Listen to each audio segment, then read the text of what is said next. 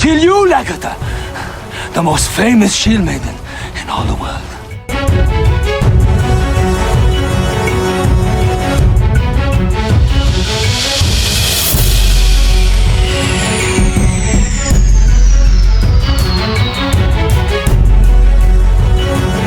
And if I have to die for what Ragnar and I believed in, it is worth it. You murdered the most famous shield maiden in the world! Of course I'm going to kill her! You can try.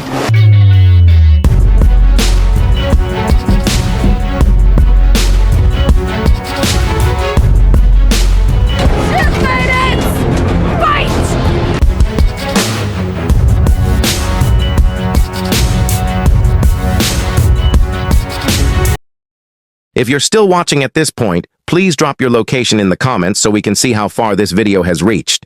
You might get a shout out in our next upload, and don't forget to like and share Aster Polo TV. They called her a legend, a warrior who led armies, struck fear into kings, and stood tall in a world ruled by men. She was more than a wife, more than a queen. She was a shield maiden, a title few women dared to claim. And none wore it more fiercely than Lagertha, the queen of all Vikings. Her name first appeared not in myths, but in the writings of a real medieval historian, Saxo Grammaticus, a Danish chronicler of the 12th century. In his Gesta Danorum, he wrote of a woman who fought like a lioness and commanded legions with the discipline of a general. But make no mistake, Lagertha was not some figment of romantic folklore. She was as real as the blood she spilled and the love she lost. Her story begins in Norway. Her family, once noble, was torn apart by a tyrant king. Lagertha, instead of fleeing, chose vengeance. She joined a group of women who dressed as warriors, not brides. They took up arms, swore loyalty to no man, and rode into battle against their oppressors. And there, amidst the chaos of war, Lagertha was born. But fate would not allow her to fight alone. She soon met Ragnar Lodbrok, one of the most legendary Viking warriors in all of Norse history. Ragnar, seeking revenge of his own, was drawn to Lagertha's courage. The two stood shoulder to shoulder in battle. Their bond was forged not in candlelight, but in the fury of war. They fell in love, not in a tale of courtship, but in the heat of blood and glory. They married. They had kids, including a son who became famous, Bjorn Ironside. But their love would not last. As Ragnar rose in power, he cast Lagertha aside, divorcing her to marry a noblewoman for political advantage. It was a betrayal that would crush most. But not Lagertha. She returned to her homeland. There she reclaimed her own destiny. When her new husband tried to control her, she killed him and seized his lands. Yes, she killed her own husband, and became queen of Hedeby, ruling not through inheritance, but through sheer force of will. In a society dominated by men, Lagertha built her throne with her own hands and defended it with a blade. This act shocked historians. It wasn't just rare, it was nearly unheard of. A woman not only leading men but ruling over them in the Viking world. Her leadership was not symbolic. She led fleets into battle. She crushed rebellions. She fought off invaders. And when civil war broke out, Lagertha rode into the fray, sword in hand, shield at her side, commanding warriors with fear and respect. But her most famous battles came when she stood beside Ragnar as they launched brutal raids into foreign lands, Paris and England.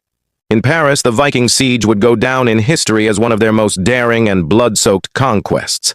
The city, protected by massive stone walls and a powerful army, seemed unbeatable. But Lagertha, leading her own warriors with precision, showed no fear. As Ragnar's forces ransacked the city's gates, Lagertha rode alongside them, a leader not just in name, but in action. Paris would eventually fall, but Lagertha's name would be etched forever into the annals of history for her role in the raid. Lagertha wasn't content with staying behind as Ragnar and his sons conquered kingdoms. She fought alongside them, taking part in raids up and down the coast, leading warriors into battlefields that would forever be marked by Viking blood. She wasn't just Ragnar's wife, and she was a warrior in her own right, feared by all who dared to face her. What made her more extraordinary was not just the wars she fought, but the personal battles she endured, betrayals, deaths, loss. Still, she stood tall. Centuries later, her name would re-emerge in modern times, brought to life in the hit TV series Vikings, where actress Catherine Winnick portrayed her not just as a warrior, but as a symbol of strength, love, pain, and survival. Millions around the world came to know Lagertha, but many didn't realize her story wasn't just fiction. It was rooted in the ancient sagas, in dusty scrolls, and in the long-forgotten chronicles of Viking historians. As she aged, Lagertha sought peace, returning to a humble village far from power and politics. Her body worn but her spirit unbroken, she lived quietly, a queen no longer in name but still in heart. But fate, ever cruel to warriors, had one last twist. One of Ragnar's sons, Hvitserk, gripped by madness, grief, and hallucinations, believed he was under attack by serpents, haunted by demons of his own making. In a tragic haze of confusion and delusion, he struck down the very woman who had once fought beside his father, the woman who had been a mother to all Vikings. Lagertha, the invincible shield-maiden, died not by war, but by the hand of her own kin. It was the ultimate tragedy, a warrior felled by a broken soul, a queen taken not by her enemies, but by the legacy of a family torn by destiny. Her death sent shockwaves through Kattegat, and though she was buried with honor, her shield laid beside her, her sword in her hand, no ritual could erase the pain. But perhaps that is what made her eternal. Because Lagertha's story was never about living forever. It was about how she lived. With fire, with courage, with the ferocity of 1,000 storms. She was not just Ragnar's wife, not just a queen. She was Lagertha, the mother of all Vikings. And in every woman who rises when told to kneel, in every soul who fights for their right to lead, her spirit lives on. If Lagertha's story inspired you, subscribe to Aster Polo TV. Because here, the legends of the past aren't forgotten.